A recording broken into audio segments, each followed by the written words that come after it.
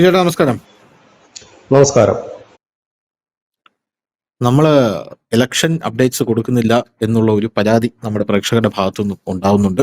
കാരണം നമ്മൾ നിരന്തരം ഇപ്പോൾ യുദ്ധത്തിന്റെ അപ്ഡേറ്റ്സ് ആണ്. ഇപ്പോൾ നമുക്ക് ഇലക്ഷൻ അപ്ഡേറ്റ്സിലോട്ട് വരാം. കാരണം നമ്മളെ സംബന്ധിച്ചിടത്തോളം ഒരു സംസ്ഥാനമല്ല, കേരളം മാത്രമല്ല, 5 സംസ്ഥാനങ്ങളിൽ തിരഞ്ഞെടുപ്പ് വരികയാണ്. ബാക്കി 4 സംസ്ഥാനങ്ങളും കൂടെ ഉണ്ട് എന്നുള്ളതാണ്. കാരണം നമ്മൾ നാഷണൽ ഇന്റർനാഷണൽ ന്യൂസ് ചാനലാണ് എന്നുള്ളത് കൊണ്ടാണ്. ഇപ്പൊ നമുക്ക് എന്തായാലും കേരളത്തിൽ നിന്ന് തുടങ്ങാം. നമ്മുടെ കേരളത്തിൽ ഇപ്പോ ഇലക്ഷൻ സർവേകൾ തുടങ്ങിയിട്ടുണ്ട്. ഇലക്ഷൻ സർവേകൾ അറിയാമല്ലോ. അപ്പൊ പലപ്പോഴും ഇലക്ഷൻ കഴിഞ്ഞ് ഈ ഇലക്ഷൻ സർവേകളുടെ കാര്യങ്ങളൊക്കെ നമ്മൾ സംസാരിക്കുമ്പോൾ വളരെ വലിയ ട്രോളായി മാറാറുണ്ട് ഇലക്ഷൻ സർവേകൾ. അതിൽ ഇപ്പോഴും മനോരമയ്ക്കാണ് 1-ാം സ്ഥാനം എന്നുള്ളത് ഞാൻ പറയാതെ തന്നെ ബിജു ചേട്ടൻ അറിയാലോ. കാരണം രാഹുൽ ഗാന്ധിയാണ് പ്രധാനമന്ത്രി സ്ഥാനത്തിന് അർഹൻ എന്ന് മനോരമ നിരന്തരം ഇപ്പോഴും കേരളത്തിൽ പ്രധാനമന്ത്രി ആകാനായിട്ട് രാഹുൽ ഗാന്ധിയാണ് യോഗ്യൻ എന്ന് മനോരമ ഇപ്പോഴും പറഞ്ഞുകൊണ്ടിരിക്കുകയാണ്. രാഹുൽ ഗാന്ധി ആകും എന്ന് പോലും ഒരു ഘട്ടത്തിൽ മനോരമ പറഞ്ഞിട്ടുണ്ട്. ഇപ്പൊ നമ്മുടെ ഈ കേരളത്തിലെ ഇലക്ഷന്റെ കാര്യങ്ങൾ നോക്കുകയാണെങ്കിൽ മനോരമയുടെ സർവേ പുറത്തു വന്നു, റിപ്പോർട്ടർ സർവേ നടത്തിക്കൊണ്ടിരിക്കുന്നു. അതിന്റെ റിസൾട്ട് ഇന്നലെ പുറത്തു വന്നു എന്നാണ് ഞാൻ മനസ്സിലാക്കുന്നത്. പക്ഷെ അവിടെ സൈറ്റിൽ വന്നിട്ടില്ല. ഏഷ്യാനെറ്റ് അതുപോലെ പിന്നെ ഏഷ്യാനെറ്റിൽ സർവേ നടത്താനായിട്ട് ഏഷ്യാനെറ്റിന്റെ തന്നെ കേരളത്തിന്റെ സ്വന്തം പ്രവചന സിംഹമായിട്ടുള്ള, ഞാൻ അദ്ദേഹത്തെ പോൾ നീരാളി എന്നാണ് വിളിക്കുന്നത്, ഉണ്ണി ബാലകൃഷ്ണന്റെ സർജിക്കൽ സ്ട്രൈക്ക് അടക്കമുണ്ട്. അപ്പൊ അത് സർവേ ആയിട്ട് ഇടേണ്ട ആവശ്യമില്ല, പുള്ളി തന്നെ തൊണ്ട കീറി പൊട്ടി പറഞ്ഞോളൂ എന്നുള്ളതാണ്. എന്തായാലും ഈ സർവേ ഒക്കെ നോക്കുകയാണെങ്കിൽ വളരെ രസകരമാണ്. മാതൃഭൂമിയുടെ സർവേ റിപ്പോർട്ടിൽ അടക്കം നിയമത്തെക്കുറിച്ചൊക്കെ വലിയ രീതിയിലുള്ള പ്രവചനങ്ങളുണ്ട്. നിയമമൊക്കെ LDF കൊണ്ടുപോകുമെന്ന തരത്തിലാണ് മാതൃഭൂമി സംസാരിക്കുന്നത്. കണ്ണൂര് UDF എടുക്കും. കണ്ണൂര് LDFന് അവിടെ സ്ഥാനമില്ല എന്നുള്ളത് പറയുന്നുണ്ട്. പൊന്നാനി ഇടത്തോട്ട് തന്നെ എന്ന് പറയുന്നുണ്ട്. മഞ്ചേരിയുടെ മനം UDFനൊപ്പം അടിയുറച്ച് തന്നെ ബേപ്പൂർ കോട്ട. അപ്പം LDF തന്നെയാണ്. കഴിഞ്ഞ ദിവസം മുഹമ്മദ് റിയാസിനെ കൂവി വിളിച്ചതേ ഉള്ളൂ നമ്മുടെ നഴ്സുമാരെല്ലാം കൂടെ. LDFന് അവിടെ 55% കാണിക്കുന്നുണ്ട്, UDF 34% ഉള്ളൂ, NDA 9%. ഹരിപ്പാട് കൈക്കുമ്പിളിൽ, അതായത് ഹരിപ്പാട് നമ്മുടെ രമേശ് ചെന്നിത്തലയാണല്ലോ, ചെന്നിത്തല തന്നെ ഇത്തവണ നിൽക്കും, ചെന്നിത്തല തന്നെ ജയിക്കും. 47% ഉണ്ട്. LDFന് തൊട്ട് പിറകെ 32 ഉള്ളൂ. പക്ഷെ അവിടെ NDAക്ക് 19% വോട്ടുണ്ട്. അത് വളരെ വലിയൊരു കാര്യമാണ്. കൊച്ചി വീണ്ടും ചുവക്കും, 49%, UDF 44%, NDA വെറും 5%. കൊയിലാണ്ടിയിൽ അട്ടിമറി നടക്കും, UDF 46%, LDF 41%. കൊടുങ്ങല്ലൂര് LDF തന്നെയാണ്. കഴക്കൂട്ടം നമ്മുടെ BJPക്ക് വളരെ പ്രതീക്ഷയുള്ളൊരു മണ്ഡലമാണ്. കഴിഞ്ഞ തവണ അവിടെ കടകംപള്ളിയാണ് നിന്നത്. കടകംപള്ളിക്ക് അവിടെ ഇത്തവണ 100-ൽ 62 മാർക്കാണ് മാതൃഭൂമി കൊടുത്തിരിക്കുന്നത്. ഇത്തവണ മാർക്ക് ഇടുന്ന സെറ്റപ്പ് ഒക്കെ കൊണ്ടുവന്നിട്ടുണ്ട് കേട്ടോ. LDF 43% അവിടെ വോട്ടിംഗ് കാണിക്കുന്നത്. NDA തൊട്ട് പിറകിൽ 35% കാണിക്കുന്നുണ്ട് എന്നുള്ളതാണ്. അങ്ങനെ സർവേകളുടെ ഒരു ബഹളമാണ് നമ്മുടെ നാട്ടിൽ മൊത്തത്തിൽ കാണാൻ കഴിയുന്നത്. പാലക്കാട്, എനിക്ക് ചിരി വരുന്നു. പാലക്കാട് രാഹുൽ മാങ്കൂട്ടത്തിന് 54 മാർക്ക് കൊടുത്തിട്ടുണ്ട് 100-ൽ. പാലക്കാട് ഇത്തവണ UDF കൊണ്ടുപോകും എന്നാണ് പറയുന്നത്. നമ്മുടെ ശോഭാ സുരേന്ദ്രനാണ് അവിടെ നിൽക്കുന്നത്. 39% UDFന് അവിടെ മാർക്കുണ്ട്. NDAക്ക് വെറും 34% മാത്രമേ ഉള്ളൂ എന്നാണ് ഇവര് പ്രധാനമായിട്ടും കാണിക്കുന്നത്. കേരളം ആര് ഭരിക്കും എന്നുള്ള ചോദ്യത്തിന് LDF 66 സീറ്റ് പിടിക്കും, UDF 62 സീറ്റ് പിടിക്കും, NDA 0 എന്നാണ് ഇവര് പറയുന്നത്. ടൈറ്റ് ഫൈറ്റ് 12 ഉണ്ടാകും എന്നുള്ള റിപ്പോർട്ടുകളാണ് വരുന്നത്. കേരളത്തിലെ അടുത്ത മുഖ്യമന്ത്രി ആരാകണം എന്നുള്ള ചോദ്യത്തിന് പിണറായി വിജയൻ ആകണം എന്നാണ് നാട്ടുകാർ പറയുന്നത് എന്നുള്ളതാണ്. നമ്മുടെ അറിയാലോ, രാജീവ് ദേവരാജാണ് തലപ്പത്തിരിക്കുന്നത്. പുള്ളിയെ കുറിച്ച് ചോദിച്ചാൽ തന്നെ നാട്ടുകാർ ഈ മാധ്യമ ഫീൽഡിൽ പറയുന്നത് പുള്ളി അന്ധമായിട്ടുള്ള ഒരു ബ്ലൈൻഡ് RSS വിരോധിയാണെന്നാണ് പറയുന്നത്. പിണറായി വിജയൻ 27% ഇതുണ്ട്, സ്റ്റേക്ക് ഉണ്ട്. VD സതീശനാണെങ്കിൽ 27% ഉണ്ട്. പക്ഷെ പിണറായിക്ക് 27.85 ഉണ്ടെങ്കിൽ VD സതീശൻ 27.77 ഉള്ളൂ എന്നുള്ളതാണ്. KK ശൈലജ തൊട്ടു പിറകിലുണ്ട്, 12%. രമേശ് ചെന്നിത്തലയും 12.06%. രാജീവ് ചന്ദ്രശേഖരന് 5% ഉണ്ട് കേട്ടോ. K സുരേന്ദ്രൻ 1%. പിന്നെ V മുരളീധരൻ 0.94, KC വേണുഗോപാൽ 0.82 എന്നിങ്ങനെ പോകുന്നു. പറവൂര് പറയേണ്ട ആവശ്യമില്ല, UDF തന്നെ പിടിക്കും എന്നാണ് കൃത്യമായി പറയുന്നത്. പിന്നെ നേമത്ത് വന്നു കഴിഞ്ഞാൽ അവിടെ വീണ്ടും LDF തന്നെ വരും. 41% LDFന് അവിടുത്തെ ഹോൾഡ്. NDAക്ക് വെറും 39% മാത്രമേ ഉള്ളൂ. ശിവൻകുട്ടിക്കാണ് ഏറ്റവും കൂടുതൽ മാർക്ക്, 100-ൽ 70 മാർക്ക്. ശിവൻകുട്ടിയാണ് ഏറ്റവും കൂടുതൽ മാർക്ക് നേടിയിരിക്കുന്നത്. അപ്പൊ സർവേകളുടെ ഒരു കാലമാണ് മൊത്തത്തിൽ വിരിച്ചേട്ടായത്. എന്ത് തോന്നുന്നു ഇതൊക്കെ കേട്ടിട്ട്? മുൻ തെരഞ്ഞെടുപ്പുകളിൽ നിന്നും വ്യത്യസ്തമാകാൻ സാധ്യതയില്ല. കാരണം BJP അക്കൗണ്ട് തുറക്കരുത്. അത് തന്നെയാണ് ലക്ഷ്യം. മാധ്യമങ്ങളുടെ ലക്ഷ്യം അത് തന്നെയാണ്. UDF-ന്റെ LDF-ന്റെ ലക്ഷ്യം അത് തന്നെയാണ്. അത് തന്നെയാണ് ഈ സർവേകളൊക്കെ കാണുന്നത്. ഇതിനകത്ത് ഒരു കണക്കാ, കൊച്ചിയിലെ കണക്കാണ് എന്നെ കുറച്ചുകൂടെ ചിന്തിപ്പിച്ചത്. കാരണം അതിനകത്ത് 5% വോട്ടാണ് എറണാകുളത്ത് NDAക്ക് ഉള്ളൂ എന്നാ പറയുന്നത്. അവിടെ 2020 എന്ന് പറയുന്ന ഒരു പാർട്ടി BJPയുടെ ഭാഗമാണ് ഇപ്പോൾ. കുന്നത്തുനാടിൽ അവര് നല്ല ഫൈറ്റ് നടത്തി ഈ കഴിഞ്ഞ നിയമസഭാ തെരഞ്ഞെടുപ്പിലും ഒക്കെ 40,000 വോട്ട് മേടിച്ച പാർട്ടിയാണ്. തൃപ്പൂണിത്തുറ നഗരസഭ ഭരിക്കുന്നത് BJP-യാണ്. ഇങ്ങനെയുള്ള ഇടങ്ങളിൽ BJPക്ക് എങ്ങനെയാണ് ആ എറണാകുളത്ത് 5% മാത്രം പിന്തുണയുള്ളൂ എന്ന് മനസ്സിലാകുന്നില്ല. ഇവർ സാധാരണ സർവേ നടത്തുന്നത് എനിക്ക് മനസ്സിലാകുന്ന കാര്യം, ഈ നിക്കാഹ് നടക്കുന്ന വീട്ടിൽ ഭക്ഷണം കഴിഞ്ഞ് ഇറങ്ങുന്നവരടുത്തും കുർബാന നടക്കുന്നിടത്തും പോയിട്ടാണ് ഇവർ ആദ്യം സർവേ നടത്തുന്നത്. പിന്നെ വഴിയിൽ പോകുന്ന വഴിക്ക് ഉത്സവം നടക്കുന്ന പറമ്പിൽ ഒന്ന് കയറും. അതിനപ്പുറത്തേക്ക് സർവേ ഞാൻ കാര്യമായി കാണുന്നില്ല. കാരണം നിയമമണ്ഡലത്തെ സംബന്ധിച്ച് പറഞ്ഞു കഴിഞ്ഞാൽ അവിടുത്തെ ഇതുവരെയുള്ള ആ വോട്ടിംഗ് പാർട്ടിയാണെങ്കിലും കുറഞ്ഞ പക്ഷം സർവേ നടത്തിയവർക്ക് നോക്കാമായിരുന്നു. നിയമത്തിൽ പോകണമെന്നൊന്നുമില്ല, റൂമിൽ ഇരുന്നുകൊണ്ട് സർവേ നടത്തും, വലിയ പാടൊന്നുമില്ല അതിന്. പക്ഷെ കുറഞ്ഞ പക്ഷെ അവിടെ പോകണമായിരുന്നു. കഴിഞ്ഞ തദ്ദേശ തെരഞ്ഞെടുപ്പിൽ BJPക്ക് എത്ര വോട്ടായിരുന്നു? കഴിഞ്ഞ ലോക്സഭാ തെരഞ്ഞെടുപ്പിൽ BJPക്ക് എത്ര? ഇതാ നമ്മൾ കഴിഞ്ഞ തെരഞ്ഞെടുപ്പിൽ ഒരു വോട്ടിംഗ് പാറ്റേൺ ആണല്ലോ നോക്കുന്നത്. അത് വെച്ച് നോക്കുമ്പോൾ അവിടെ BJP തോക്കും എന്ന് ഇവർ പറയുന്നതിനകത്ത് എന്താണ് അർത്ഥമാക്കുന്നത് എനിക്ക് മനസ്സിലാകും. ഒരു പക്ഷെ നേമത്തും പാലക്കാടും ഒക്കെ LDF UDF-ന് ക്രോസ് വോട്ട് ചെയ്യുമായിരിക്കും. അത് യാഥാർത്ഥ്യവുമാണ്.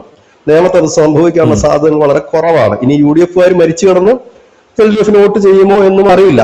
കാരണം ഇവിടെ BJP കയറണമെന്ന് മാത്രമേ ഇവർക്ക് ആഗ്രഹമുള്ളൂ. ഇവിടെ സംഭവിക്കുന്ന ഒരു കാര്യം, BJP ക്രോസ് വോട്ട് ചെയ്താൽ എന്താകും കേരളത്തിന്റെ ഫലം? BJPക്ക് വേണമെങ്കിൽ നിശ്ചയിക്കാം കേരളത്തിൽ UDF കയറണമോ LDF കയറണമോ എന്ന് BJPക്ക് ഈസി ആയിട്ട് നിശ്ചയിക്കാം. കാരണം അവരെ സംബന്ധിച്ച് അവർ മാക്സിമം കോൺസെൻട്രേറ്റ് ചെയ്യുന്നത് 4-5 സീറ്റുകളാണ് അവർ ചെയ്യുന്നത്. ബാക്കി പോയിട്ട് 135 സീറ്റിലും ആര് അധികാരത്തിൽ കയറണം തീരുമാനിക്കും കേരളത്തിൽ BJPക്ക് കഴിയും. അതിനുള്ള കരുത്തുണ്ട്. അത് അവർ മുമ്പ് അങ്ങനെ ചെയ്തിട്ടുണ്ട്. ഇനിയും വേണമെങ്കിലും ഒക്കെ ചെയ്യാനുള്ളതേ ഉള്ളൂ. അപ്പൊ ഈ സർവേകൾ പാടെ മാറ്റിമറിച്ചുകൊണ്ട് ഒരു ഫലം ഒരുപക്ഷെ വന്നേക്കാം. അങ്ങനൊന്നും പോകാൻ സാധ്യത ഇല്ലെങ്കിൽ പോലും ഞാൻ പറയുകയാണ്. അപ്പം ഇതാണ് സർവേ. ഇനി മാർക്കിടുന്ന രീതി, അതിൽ മാർക്കിടുന്നത് ഗണേഷ് കുമാർ ഏറ്റവും നല്ല മന്ത്രി, അത് കറക്റ്റാണ്. അദ്ദേഹം ഒരു നല്ല മികച്ച മന്ത്രി കൂടിയാണ്. അപ്പം ഈ ഇതിനകത്ത് ഒരു അപഹാസ്യമായ കാര്യം എന്താണെന്ന് വെച്ചാൽ, കേരളം പോലെ അതിനകത്തൊരു കൗതുകം കൂടിയുണ്ട്. കേരളം പോലെ 54% ന്യൂനപക്ഷ വിഭാഗങ്ങളുള്ള, അതിലെ 99% പേരും BJP വിരുദ്ധ മോദി വിരുദ്ധമുള്ള ഈ നാട്ടിൽ, ബാക്കി വരുന്ന ഹിന്ദുക്കളിൽ ബഹുഭൂരിപക്ഷവും LDF-നും UDF-നും വോട്ട് ചെയ്യുന്ന ഈ നാട്ടിൽ കേവലം 16% വോട്ട് മാത്രമാണ് BJP കിട്ടുന്നത്. അതായത് ബാക്കിയുള്ളവരെല്ലാം BJP വിരുദ്ധര. എന്നിട്ട് പോലും ശ്രീമാൻ നരേന്ദ്രമോദി 38% വോട്ട് നേടിയിട്ടുണ്ട്. നരേന്ദ്രമോദി രാഹുൽ ഗാന്ധി കൂടെ കാണിക്കുമ്പോൾ രാഹുൽ ഗാന്ധി 48 അത്രയേ കിട്ടിയിട്ടുള്ളൂ. ശരിക്കും പറയാൻ രാഹുൽ ഗാന്ധിക്ക് ഒരു 70% വോട്ട് കിട്ടേണ്ടതാണ്. മോദിക്ക് ഒരു 20-25% കിട്ടേണ്ടതാണ്. 38% മോദിക്ക് കിട്ടിയിരിക്കുന്ന ജനപ്രീതി. അതിൽ നിന്ന് ഒരു കാര്യം വ്യക്തമാകുന്നുണ്ട്, ഇവർ എങ്ങനെ നടത്തിയ സർവേ ആണെങ്കിലും ഇവർ ചോദിച്ചതിൽ കുറച്ചു പേരെങ്കിലും മോദിക്ക് അനുകൂലമായിട്ട് പറഞ്ഞിട്ടുണ്ടാകണം. ഇല്ലെങ്കിൽ അവർ അത്രയും കൊടുക്കേണ്ട കാര്യമില്ലല്ലോ. അതായത് അതാണ് ഞാൻ പറഞ്ഞത്, 54% ന്യൂനപക്ഷ വോട്ടുകളാണ്. അത് BJPക്ക് കിട്ടുന്ന വോട്ടുകളല്ല 54%. ബാക്കിയുള്ള ശതമാനത്തിൽ കുറെ UDF LDF-ഉം പോയിട്ട് BJPക്ക് സാധാരണ കിട്ടുന്ന ഒരു പല മണ്ഡലങ്ങളും വ്യത്യസ്തമാണ്. ടോട്ടലി നമ്മൾ നോക്കുമ്പോൾ ഒരു 16-17% കിട്ടുന്നുള്ളൂ. ആ 17%-ൽ നിന്ന് നരേന്ദ്രമോദിക്ക് മാത്രം കിട്ടിയ ജനപ്രീതി 38%. ഇതാണ് ഈ ഒരു ചർച്ചയിൽ, ഈ ഒരു സർവേയിൽ നമുക്ക് മനസ്സിലാക്കാൻ കഴിയുന്നത്. പക്ഷെ ഇത്തവണ അങ്ങനെ ആയിരിക്കില്ല. മുമ്പ് കാലാകാലങ്ങളിൽ UDF-നും LDF-നും വോട്ട് കൊടുത്തിരുന്ന ജനം ചില മണ്ഡലങ്ങളിൽ മാറി ചിന്തിക്കാൻ വളരെ സാധ്യത കൂടുതൽ. കാരണം ജനത്തിന് ഇപ്പൊ മനസ്സിലായി, ഈ ഭരണകക്ഷി MLA എന്നോ പ്രതിപക്ഷ കക്ഷി MLA എന്നോ പറഞ്ഞൊരു MLA ഇല്ല. പകരം കഴിവുള്ള MLA എവിടെ നിന്ന് ജയിച്ചു കഴിഞ്ഞാൽ മണ്ഡലത്തിൽ വേണ്ട കാര്യങ്ങൾ നടപ്പാക്കി എടുക്കാനും പറ്റും. കാരണം ഈ LDF ഭരിച്ചപ്പോ കോൺഗ്രസിന്റെ MLA-മാർ ചിലടത്തൊക്കെ നല്ല പ്രവർത്തനം കാഴ്ചവെച്ചിട്ടുണ്ട്. കോൺഗ്രസ് ഭരിക്കുന്ന LDF, അതപ്പം ഈ പാർട്ടി എന്നുള്ളതല്ല, കഴിവുള്ള ജയിക്കും എന്നുള്ളത് യാതൊരു തർക്കവുമില്ലാത്ത കാര്യമാണ്. ഇനി ഇവരെല്ലാം കൂടെ തലകുത്തി മറിഞ്ഞ് നടത്തിയ സർവേ ആയിരുന്നു ലോക്സഭാ തെരഞ്ഞെടുപ്പിന്റെ സർവേ. സുരേഷ് ഗോപി 8 നില പൊട്ടു എന്നായിരുന്നു എല്ലാ സർവേയും പറഞ്ഞത്. അദ്ദേഹം അവിടെ 70,000 വോട്ടിനാണ് ജയിച്ചത്. ഇത്തവണ തിരുവനന്തപുരം കോർപ്പറേഷനിൽ BJP ക്ലച്ച് പിടിക്കില്ല എന്ന് പറഞ്ഞിടത്ത് അവർ ഭരിച്ചു. തൃപ്പൂണിത്തുറ നഗരസഭ അവർ പിടിച്ചു. പാലക്കാട് അവർ നിലനിർത്തി. അപ്പം എന്തായാലും അവർ ഈ സർവേയൊന്നും ജനത്തിന്, ഒന്നാമത്തെ കാര്യം ഈ കേരളത്തിൽ പണ്ടുതൊട്ടേ നമ്മൾ ദേശീയ തലത്തിലേക്ക് എല്ലാവരും പറഞ്ഞൊരു കാര്യമുണ്ട്, കേരളത്തിലെ ജനത്തിന് മനസ്സറിയ പ്രയാസകരമാണെന്ന് പറയും.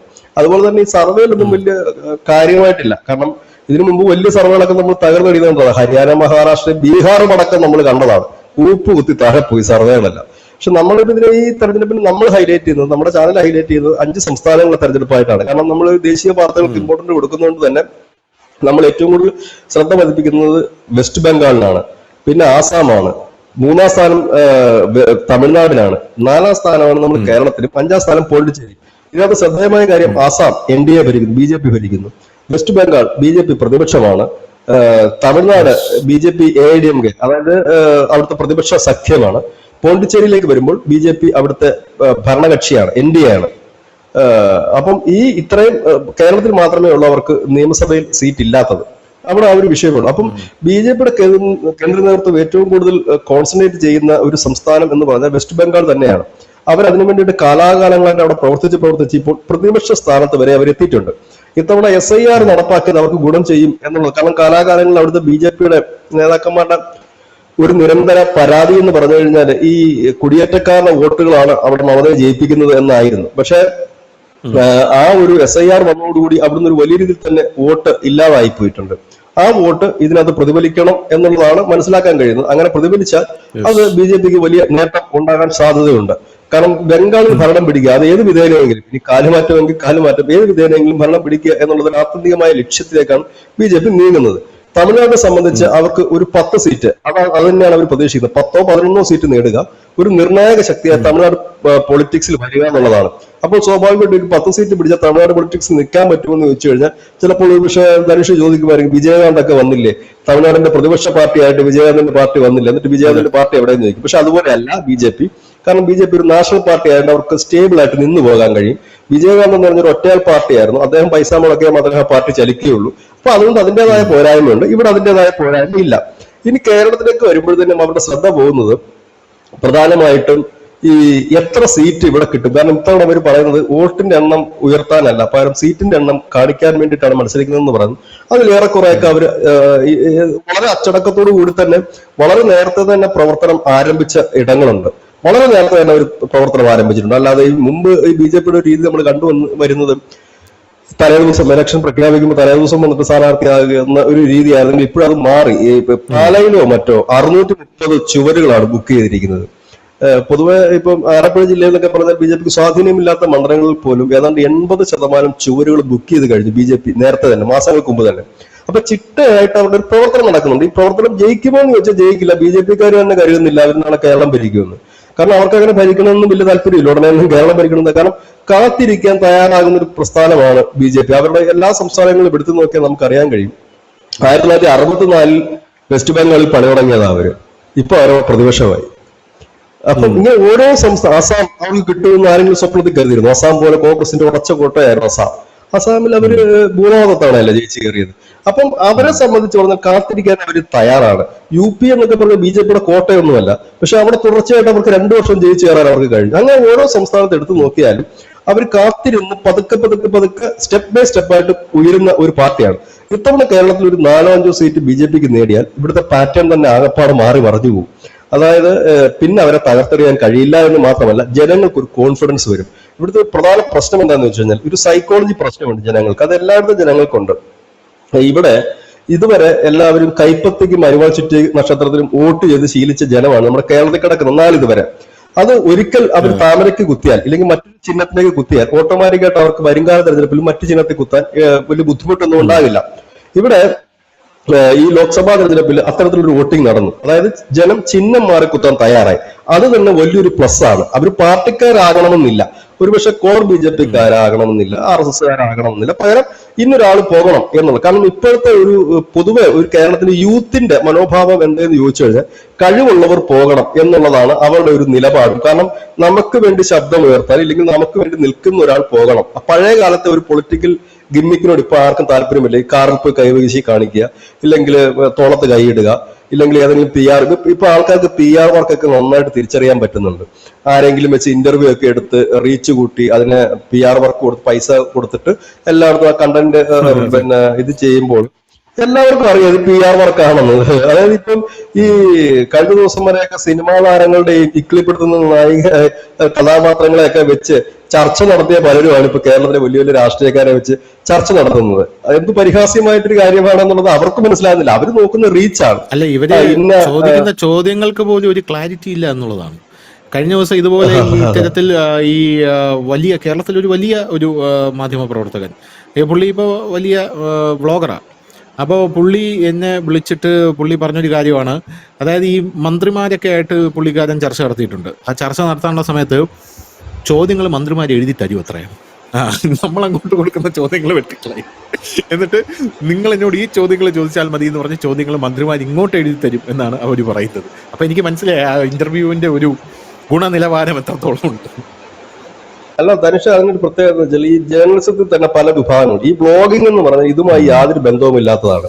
ഈ ബ്ലോഗിംഗ് എന്ന് പറഞ്ഞാൽ ആ ഒരു സെക്ഷനിലാണ് അവർ കോൺസെൻട്രേറ്റ് ചെയ്യുന്നത്. ഇപ്പം സിനിമാ മേഖലയിൽ വർക്ക് ചെയ്യുന്ന ബ്ലോഗർമാരുണ്ട്, ടൂറിസം മേഖലയിൽ വർക്ക് ചെയ്യുന്ന ബ്ലോഗർമാരുണ്ട്, ഫുഡ് ബ്ലോഗർമാരുണ്ട്, അങ്ങനെ എല്ലാത്തിനും ബ്ലോഗർമാരുണ്ട്. ആ ഒരു ബ്ലോഗർ വന്നിട്ട് ഒരു പൊളിറ്റീഷ്യനെ നമ്മൾ ഇന്റർവ്യൂ ചെയ്യുന്നു എന്ന് പറയുമ്പോൾ കുറഞ്ഞ പക്ഷെ ആ പൊളിറ്റീഷ്യനെ കുറിച്ചെങ്കിലും ഒരു ബേസിക് ധാരണ നമുക്ക് ഉണ്ടാകണം, ഇല്ലെങ്കിൽ അയാളുടെ പൊളിറ്റിക്സ് എങ്കിലും അറിയണം. പക്ഷെ അവിടെ അങ്ങനെയല്ല നോക്കുന്നത്. കാരണം ഈ ബ്ലോഗർക്ക് എത്ര റീച്ച് ഉണ്ടെന്നാണ് നോക്കുന്നത്. ആ ബ്ലോഗർക്ക് റീച്ച് ഉണ്ടെന്നുണ്ടെങ്കിൽ കുഴപ്പമില്ല, എനിക്കും അത്രയും റീച്ച് കിട്ടും, ജനം അംഗീകരിക്കുന്നു. പക്ഷെ അതൊരു ഫോൾസ് ആയിട്ടുള്ള ഒരു കാര്യമായിട്ടാണ് നമുക്ക് തോന്നിയിരിക്കുന്നത്. അത് ഇന്നലെ ഞാൻ വേറൊരാൾ പറഞ്ഞു ഇങ്ങനെ ചിരിച്ചതേ ഉള്ളൂ. ഈ പാട്ടുകാരെ മറ്റും അവതരിപ്പിച്ചുകൊണ്ടിരുന്ന ഒരു ബ്ലോഗർ ഇപ്പം രാഷ്ട്രീയക്കാരെ അവതരിപ്പിക്കുന്നുണ്ട്. രാഷ്ട്രീയപരമായ ചോദ്യങ്ങളല്ല പുള്ളി ചോദിക്കുന്നത്, മറ്റു പല കാര്യങ്ങളാണ്. രാഷ്ട്രീയ നേതാക്കളുടെ പേഴ്സണൽ കാര്യം അറിയാൻ ഈ രാജ്യത്ത് ജനങ്ങൾക്ക് താല്പര്യമില്ല. ജയിച്ചു വന്നാൽ എന്ത് ചെയ്യുമെന്ന്, ഇന്നലെ വരെ എന്ത് ചെയ്തു എന്നുള്ള ചോദ്യത്തിലാണ് ഉത്തരം നൽകേണ്ടത്, ഇല്ലെങ്കിൽ നിങ്ങളുടെ പൊളിറ്റിക്കൽ ലൈനിനാണ് ഉത്തരം. അപ്പൊ അതേ രീതിയിലുള്ള PR വർക്കും ജനത്തിന് തിരിച്ചറിയാൻ തുടങ്ങി കഴിഞ്ഞിട്ടുണ്ട്. അപ്പൊ അതുകൊണ്ട് വലിയ ഗിമ്മിക്കുകൾക്കൊന്നും സ്ഥാനമില്ല, പണിയെടുക്കുന്നതും ജയിക്കുമെന്നുള്ളത് തന്നെയാണ് കാര്യം. മുമ്പ് ഞാൻ പറഞ്ഞൊരു കാര്യമുണ്ട്, ഫേസ്ബുക്കിൽ ഫോട്ടോ ഇട്ടാലോ വീഡിയോ ഇട്ടാലോ ലൈക്ക് കിട്ടും, വോട്ട് കിട്ടത്തില്ല. വോട്ട് കിട്ടണമെങ്കിൽ ജനത്തിന് തോന്നണം എന്റെ സ്വന്തമാണ് എന്നുള്ള കാര്യം. അപ്പം ഇങ്ങനെ പോകുന്നു ഒരു പൊളിറ്റിക്കൽ. ഈ സർവേയിൽ നിന്നെല്ലാം വ്യക്തമാകുന്ന ഒരു കാര്യം, ഇവർ സെറ്റ് ചെയ്ത് വെച്ചിരിക്കുന്ന ഒരു അജണ്ട പറയുന്നു എന്ന് മാത്രമേ ഉള്ളൂ. പക്ഷെ ഇത് കണക്ക് ഒരു പാറ്റേണേ ആയിരിക്കില്ല എന്നുള്ളതാണ് മറ്റൊരു കാര്യം. കാരണം ഈ കേരളത്തിന്റെ ജനം എന്നും കുന്നും ഇടത് വഴി ഒരു കാലിലെ മന്തെടുത്ത് മറുകാലിലെടുത്ത് ഇടതുകാലിലും വെച്ച് പോകുന്ന ഒരു സമീപനം അധികകാലം മുമ്പോട്ട് കൊണ്ടുപോകും തോന്നുന്നില്ല. അത് മുമ്പോട്ട് കൊണ്ടുപോകാത്തതിന്റെ ഏറ്റവും വലിയ തെളിവാണ് ഈ കാണുന്ന തിരുവനന്തപുരം, ഈ കാണുന്ന തൃശ്ശൂരും തൃപ്പൂണിത്തുറയും പാലക്കാടും എല്ലാം അങ്ങനെ തന്നെയാണ്. അങ്ങനെ എല്ലാവരും എല്ലാം സഹിച്ച് നിൽക്കണമെന്നില്ല. കാരണം അവർക്ക് കാര്യങ്ങളൊക്കെ ഏകദേശം അറിയാം. കേന്ദ്രത്തിന്റെ പദ്ധതികളാണ് സംസ്ഥാനത്ത് കൂടുതലും നടപ്പാക്കി വരുന്നത്.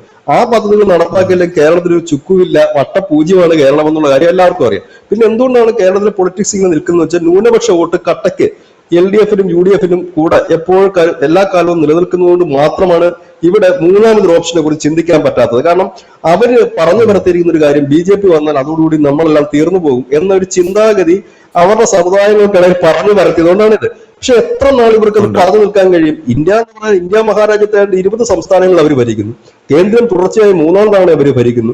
തൊടുന്നിടത്തുള്ള എല്ലാ ഇലക്ഷനും അവർ ജയിക്കുന്നു. അത് കേരളം മാത്രം മാറി നിന്നുകൊണ്ട് പ്രത്യേകിച്ച് ദോഷം അവർക്ക് വരാനില്ല, ഒരു ചുക്കും അവർക്ക് വരാനില്ല. പകരം നഷ്ടമാർക്കാണ് കേരളത്തിന് തന്നെയാണ്. കാരണം കേരളത്തിൽ അധികാരത്തിലായിരുന്ന സർക്കാർ ഈ രാഷ്ട്രീയ വിരോധം വെച്ച് പദ്ധതികൾ നടപ്പാക്കില്ല, എന്നിട്ട് പറയും കണ്ടില്ലേ ഞങ്ങൾ ആ പദ്ധതി നടപ്പാക്കിയില്ല. നടപ്പാക്കാൻ പോകുമ്പോൾ ആർക്കാണ് ദോഷം? ഈ നാട്ടിലെ ജനങ്ങൾക്കല്ലേ. ആയുഷ്മാൻ ഭാരത് നടപ്പാക്കിയിട്ടില്ല, പാവങ്ങൾക്കുള്ള കേന്ദ്ര സർക്കാരിന്റെ വീട് ഭവന പദ്ധതി നടപ്പാക്കിയിട്ടില്ല. ഇത് നഷ്ടമാർക്കാം. പാവപ്പെട്ട ഒരു വീടില്ലാതെ കിടക്കുകയാണ്. PM ശ്രീ വിദ്യാഭ്യാസത്തിന്റെ ഈ പ്രധാനമന്ത്രി ആവാസ് യോജന അത് നടപ്പാക്കിയിട്ടില്ല, വീട് കൊടുത്തിട്ടില്ല. നമ്മൾ ബോർഡ് വെക്കണം, അഭിമാന പ്രശ്നമാണ്. അപ്പൊ ലൈഫ് ലൈന് ബോർഡ് വെക്കണ്ടേ? ഇനി രണ്ടാമത്തെ ഒരു കാര്യം എന്ന് വെച്ച് കഴിഞ്ഞാല് ഈ പറയുന്ന പാലങ്ങളും റോഡുകളും വേണ്ട, ഞങ്ങളുടെ പൊളിറ്റിക്കൽ ലൈൻ നിങ്ങൾക്കെതിരാണ്. ഈ പൊളിറ്റിക്കൽ ലൈൻ പറഞ്ഞിരുന്നുകൊണ്ട് നേതാക്കന്മാർ തൊട്ടുണ്ടാക്കുന്നതല്ല പാവപ്പെട്ട ജനത്തിന് എന്തെങ്കിലും പ്രയോജനമുണ്ടോ? ഇത് ജനം തിരിച്ചറിയാതിരിക്കുമോ? ഇനിയിപ്പോ കോൺഗ്രസ് കയറിയാലും LDF കയറി കഴിഞ്ഞാലും കേന്ദ്രവുമായിട്ട് ഏറ്റുമുട്ടി അവരെ എതിർത്ത് മുമ്പോട്ട് പോകാൻ ത്രാണിയില്ല കേരളത്തിന്. അത് ആദ്യം മനസ്സിലാക്കണം. അതായത് എന്താ പറയുന്നത്, രണ്ടിനും രണ്ട് ഒരു അളവാണുള്ളത്. BJP കണക്കൊരു വലിയ രാഷ്ട്രീയ പാർട്ടി അല്ലെങ്കിൽ അവരുടെ ഭരണം, ആ ഭരണത്തെ എതിരിടാൻ കേരളത്തിന് കഴിയും. സ്റ്റാലിന് കഴിയുന്നില്ലല്ലോ. ഇതിനേക്കാൾ കുറച്ചുകൂടി വലിയ സംസ്ഥാനമാണ് സ്റ്റാലിൻ. കട്ട മോദി എതിർക്കുന്ന ആളാണ് സ്റ്റാലിൻ. കഴിയുന്നില്ല. അവിടെയാണ് 3.5 കോടി ജനവും 140 MLA-മാരും പിന്നെ മുക്കിന് സംഘടനകളുമുള്ള സമുദായ സംഘടനകളുള്ള കേരളത്തിൽ എന്ത് ചെയ്യാൻ പറ്റും? ഒരു ചുക്കും നടക്കാത്ത കാര്യമാണ്. പിന്നെ വോട്ട് ചെയ്തിട്ട് 5 വർഷത്തേക്ക് നമുക്ക് ഇടയ്ക്കിടയ്ക്ക് പറയാം കേന്ദ്രമൊന്നും തന്നില്ല. ഇത് എത്ര നാൾ ജനം കേട്ടുകൊണ്ടിരിക്കും? നമ്മളൊരാളെ കയറ്റിവിടുന്നത് എന്തിനാണ്? കേന്ദ്രത്തിന്റെ അത് മേടിച്ചെടുക്കാൻ കഴിവുള്ളവരല്ലേ കയറ്റിവിടുന്നത്. അല്ലാതെ ജയിച്ചു കയറി അന്ന് തൊട്ട് ഇറങ്ങുന്നത് വരെ കേന്ദ്രമൊന്നും തന്നില്ലെന്ന് പറഞ്ഞാൽ ആരെങ്കിലും കേട്ടോണ്ടിരിക്കുവോ? ഇല്ല. എന്താണ് അത് നിങ്ങൾ നടപ്പാക്കാത്തത്? അത് കേന്ദ്രം തരുന്നില്ലെന്ന് വെച്ചാൽ അത് പിടിച്ചു മേടിക്കാനാണല്ലോ നിങ്ങളെ കയറ്റിവിടുന്നത്. 5 വർഷത്തേക്ക് നമ്മൾ ഇവർക്ക് കൊടുക്കുന്ന ഉത്തരവാദിത്തം അതാണ്. അതല്ലാതെ സ്കോർ ബോർഡിലെ അക്കമല്ല UDF LDF എന്ന് പറയുന്നത്. നമ്മൾ നമ്മുടെ MLA തെരഞ്ഞെടുത്ത് വിടുന്ന ഈ നാടിന് തനിക്ക് പറ്റുമെന്ന് തോന്നുന്നുകൊണ്ടാണ് നിങ്ങൾക്ക് നിങ്ങൾ വോട്ട് ചെയ്യുന്നത്. അത് നിങ്ങൾക്ക് പറ്റില്ല, നിങ്ങൾ പണി നിർത്തിപ്പോണം. പിന്നെ കേന്ദ്രത്തിനെ കുറ്റപ്പെടുത്തിയിട്ട് കാര്യമില്ല. ഇപ്പൊ എനിക്ക് കേന്ദ്ര പദ്ധതി പോയി നടപ്പാക്കാൻ പറ്റത്തില്ലല്ലോ. ഒരു സംവിധാനം, സർക്കാർ സംവിധാനത്തിനല്ലേ അത് പറ്റും. ആ ഒരു യാഥാർത്ഥ്യം ജനത്തിന് കുറച്ചു പേർക്കെങ്കിലും അറിയാമത്. ആ യാഥാർത്ഥ്യം പതുക്കെ പതുക്കെ എല്ലാവരും അറിഞ്ഞു തുടങ്ങുന്നുണ്ട്. ഇപ്പൊ കുറഞ്ഞ വർഷം കുടുംബശ്രീക്കാർക്കും തൊഴിലുറപ്പുകാർക്കും ഒക്കെ എന്താണ് പദ്ധതി എന്നെങ്കിലും അവർക്കിപ്പോ മനസ്സിലായി തുടങ്ങിയിട്ടുണ്ട്. പല കാര്യങ്ങളും അങ്ങനെ മുമ്പോട്ട് പോകുന്നുണ്ട്. അതായത് ഇനിയിപ്പോ വരുന്നൊരു സർക്കാരും കേന്ദ്രവുമായിട്ട് അനുകൂലമല്ലെങ്കിൽ മുമ്പോട്ട് പോകാൻ കഴിയില്ല. കാരണം കേരളം കടം കൊണ്ട് നട്ടം തിരിഞ്ഞ് നിൽക്കുന്ന ഒരു സംസ്ഥാനമാണ്. ഈ സംസ്ഥാനത്തിന് എങ്ങനെ മുമ്പോട്ട് പോകാൻ കഴിയും? എന്തെങ്കിലും ഒരു വ്യവസായം ഇവിടെ ഉണ്ടോ? എന്തെങ്കിലും ഒരു ഉത്പന്നം? കുറഞ്ഞ പക്ഷം ഒരു മുട്ട കഴിക്കണമെങ്കിൽ കോയമ്പത്തൂരിൽ നിന്ന് വരുന്ന മുട്ട നോക്കി നമ്മൾ ഇരിക്കേണ്ടി വരും. എന്തിന്? മദ്യമാണ് ഇവിടെ കച്ചവടം കൂടുതലുള്ളത്. എത്ര ഡിസ്റ്റിലറികൾ കേരളത്തിലുണ്ട്? മദ്യം പോലും ഉത്പാദിപ്പിക്കുന്നില്ല. ആകെ ഉണ്ടാക്കുന്ന ഒരു സാധനം ലോട്ടറി മാത്രമാണ്. ഇവിടെ ഒന്നും തന്നെ ഇല്ല. എന്നിട്ട് റോഡ് ഞങ്ങളുടെയാണ്, വിഴിഞ്ഞം ഞങ്ങളുടെയാണ്, എയർപോർട്ട് ഞങ്ങളുടെയാണ്. ഇങ്ങനെയൊക്കെ കേന്ദ്ര പദ്ധതികളിൽ മേലിനടിക്കുക എന്നുള്ളത് കവിഞ്ഞ അതിനപ്പുറത്തേക്കൊന്നുമില്ല. പിന്നെ ഉള്ള സാധനങ്ങൾ ഞങ്ങൾ നശിപ്പിച്ചുകൊണ്ടിരിക്കുന്നത്. അമ്പലം, നല്ല പിൽഗ്രിം ടൂറിസം എന്നൊക്കെ പറഞ്ഞാൽ വലിയ സാധ്യതകളാണ് കേരളത്തിൽ. അവരെങ്ങനെയാണ് ആ അമ്പലത്തിലുള്ളത് മുഴുവൻ അടിച്ചു മാറ്റിക്കൊണ്ട് പോവല്ലേ? അപ്പൊ പിന്നെ എങ്ങനെയാണ് ടൂറിസം വരുന്നത് അവിടെ? അപ്പം മൊത്തം അത് കേരളത്തിലെ മലയാളികൾ, എനിക്ക് തോന്നുന്നത് ഒരു ബഹുഭൂരിപക്ഷം പേരും ഈ സംസ്ഥാനം ഇങ്ങനെയൊക്കെയാണ്, ഇവിടെ ആളുകൾ കട്ടും മോട്ടിച്ചും പെണ്ണു പിടിച്ചും ഒക്കെയാണ് ഭരിക്കുന്നത്. കാരണം ഈ ബൈബിളിൽ ഒരു വചനമുണ്ട്, അവനവൻ ആഗ്രഹിക്കുന്ന യജമാനനെ അവന് കിട്ടാറുള്ളൂ എന്ന്. ഒരുപക്ഷെ നമ്മുടെ വിധി ഇതായിരിക്കാം, നമ്മളുടെ ഒരു ഇതിനനുസരിച്ചിട്ടുള്ള യജമാനനെ ആയിരിക്കും നമുക്ക് കിട്ടുന്നത്. അതുകൊണ്ടായിരിക്കാം ഇങ്ങനെ വരുന്നത്. ഇത് കലാകാരങ്ങൾ എങ്ങനെയാണ് ഈ അഴിമതി, ഈ പെണ്ണുപിടി, ഇത് ഇങ്ങനെയൊക്കെയുള്ള ഒരു വികസനമില്ലാത്ത സർക്കാർ വീണ്ടും വീണ്ടും ഒരു സിനിമയുണ്ടല്ലോ മോഹൻലാലിന്റെ കണ്ണ് കാണാത്തൊരു സിനിമ, ഇലാവാപ്പഴം കഴിക്കുന്നത്, ആ ഗുരു, ആ സിനിമ പോലെയാണ് നമ്മുടെ കേരളം. കാരണം ഈ UDF LDF എല്ലാവർക്കും ഓരോ ഇലാവാപ്പഴം കൊടുത്തിരിക്കുക, അവരെല്ലാം അന്ധന്മാരാക്കി വെച്ചിരിക്കുക. അവര് കാലാകാലങ്ങളിൽ ഇങ്ങനെ മുമ്പോട്ട് പോകുന്നു എന്നുള്ളതാണ്. അതിന് മാറ്റം വരുമോ ഇല്ലെന്ന് അറിയില്ല. പക്ഷെ എന്തായാലും ഈ സർവേ പോലെ കാര്യങ്ങൾ വരില്ല എന്നുള്ള കാര്യം 101% വ്യക്തമാണ്. കുറഞ്ഞ പക്ഷം നിയമത്തിന്റെ ഒക്കെ പൾസ് നമുക്കറിയാം. നിയമത്തെ LDF ജയിക്കാൻ സാധ്യത കുറവാ. ഇനി UDF ഒരു കട്ടക്കിറങ്ങി ജീവൻ മരണ പോരാട്ടം നടത്തി അവരുടെ വോട്ട് മുഴുവൻ ശിവൻകുട്ടിക്ക് അല്ലെങ്കിൽ LDF കൊടുത്താൽ ഒരു പക്ഷെ വ്യത്യസ്തമായൊരു ഫലം അവിടെ വന്നേക്കാം.